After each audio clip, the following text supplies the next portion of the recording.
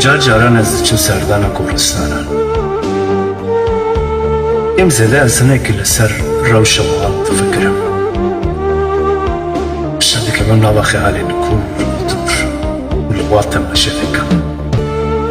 Yên ku min nas dikirin, yên ku xeyalên wan xwestekên wan li vî jiyanê nêvjûmê gelekî zêde hebûn.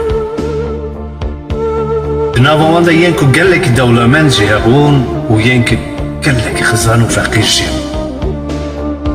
Lê di vî jiyanê de tu caran nedifikirin ji bo ku bin axê heye, jiyana rastî heye, tenêbûn heye, bêkesî heye. Xabnevalno. Di wî goristanê de hemû tenê yek rasekî li xwe kiribûn.